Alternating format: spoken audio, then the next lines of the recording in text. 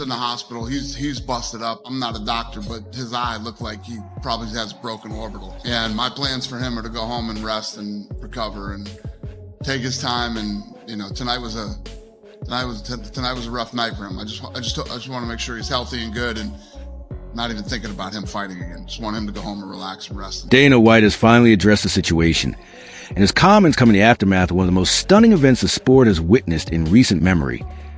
Ilia Topuria's devastating defeat to Justin Gaethje at the UFC White House event.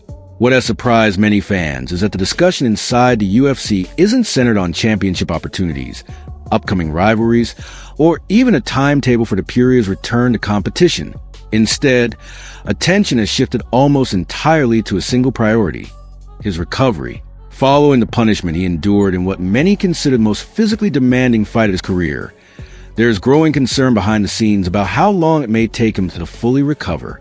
Those close to the situation reportedly believe that his path back to the Octagon could be much longer than fans initially expected, making his health the organization's immediate focus. If it fights the right fight, he will learn a lot from that. I think Ilia wins the rematch, and that's no knock on Justin at all. It's just like, obviously Ilia was a favorite for a reason, but yeah, I just think that Ilia, if he doesn't rush as much, fights at a little bit better distance, and then does what he usually does, sets up nice traps, you'll eventually find him. But yeah, being so aggressive is sort of what cost him, I believe. Look at his career, and it didn't look like he was gonna ever actually feel the real undisputed belt, and then he goes and massive underdog White House, and then fights the perfect fight and gets the win. Like, that's what adds to this story. I think that's incredible, and good on him. Like, I'm obviously a fan of both guys. A big fan of Ilia, and for Justin to do what he did, mate. What makes this situation even more significant is the difficult position it has created for the UFC. Before stepping into this fight, Ilia Topuria was one of the promotion's hottest names, with fans and analysts constantly debating his championship future, possible super fights, and how high he could climb among the organization's biggest stars if his winning streak continued. Everything changed after that loss. Instead of planning his next marquee matchup, the UFC is now facing the possibility that one of its most marketable fighters could be sidelined for an extended period while recovering from injuries that appeared serious enough to require substantial medical care. As images and reports from the event continued to emerge, the true toll of the contest became impossible to ignore. The visible damage to Topuria's face, particularly around his eye, quickly became one of the night's biggest talking points. Beyond the shocking appearance of the injuries, many fans recognize that damage in that area can often lead to lengthy recovery times, potentially delaying a fighter's return much longer than initially anticipated. Oh my God, he's gonna quit. Oh my God, Ilia Topuria, you little bitch. Don't you dare quit like this. I couldn't see, and I carried on fucking fighting because I'm not a little bitch. Ilia looks fucked. Oh my God, you're gonna quit. Oh my God, you quit, you little bitch.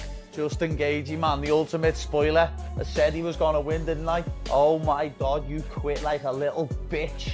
My face was worse than yours. The shots that Justin was landing, and maybe even more impressive, what he endured. Yeah. Those rips to the body, those left hooks to the body were so nasty. He got hurt so bad. He almost got finished. It looked like he was going to get triangled. It looked like he was going to get arm barred. It was over and over again. He was dominated on the ground. It looked bad. And for him to come back from that, it makes it all the more sweet. And for him to do this at the White House, there was something about him shadow boxing with the American flag wrapped around him when he was warming up. Your heart's filled. You couldn't script it any better. See, I knew that was going to happen to him. Walking forward with their hands down on the opening bell, you're going to get walloped. People saying that he reminds us of you and all that stuff. No way, does he? He has the same tattoos, he says the same stuff. I'm proud of some shit. Right in front of you. Do something about it. He does the same fucking movements. Have they understood it? He was going to scream on the thing. I wish him well. He's all right. I like him. Maybe. This might be 2-2. It's Topuria's on the comeback. 2-2? 2-2, I'd say. First two to Topuria, next two to Gaethje. about. They mentioned his face being beaten to it. Look at that. Oh, they're stopping it. There you go. Oh, they stopped it. Wow. Oh, there we go. The big backflip's coming. He might be too tired for that. No, he's done it. He's done it. Oh. Oh, he's done it. Watch your neck. One important point to keep in mind is that every fighter heals at a different pace.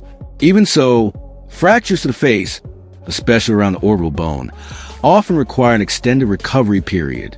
In many cases, athletes need several months before they can safely resume full contact sparring, let alone begin preparing for another high-level bout against the world's top competition.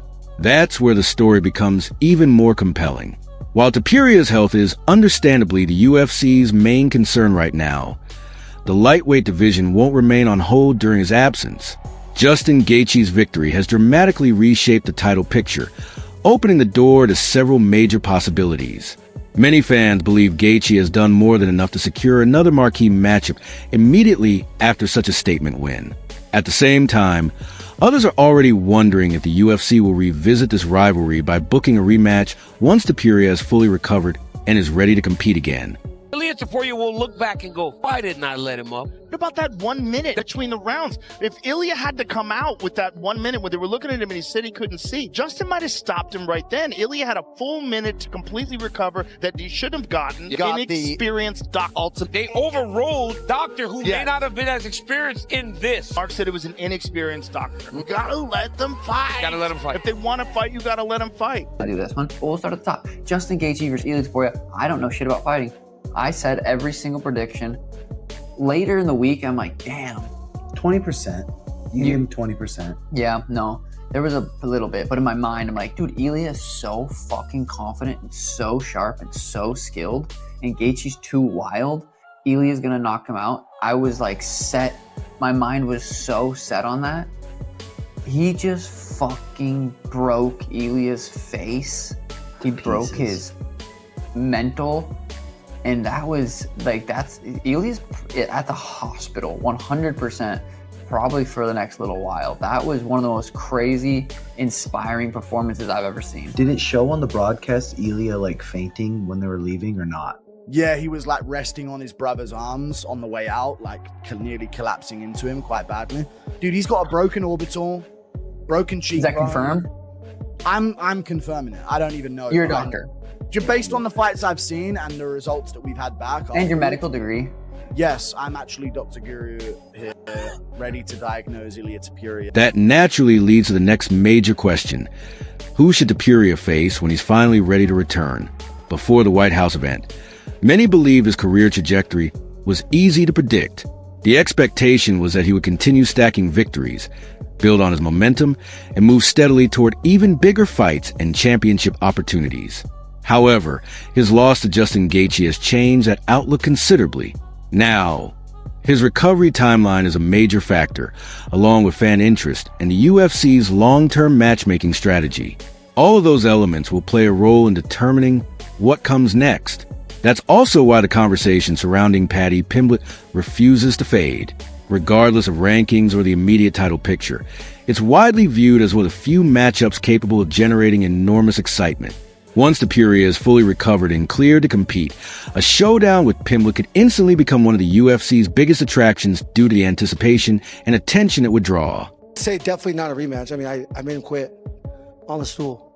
It's not like there was, he hurt me, and I think it was 3-1. I've been in 3 rounds to 1. You know, in any election, that's a domination.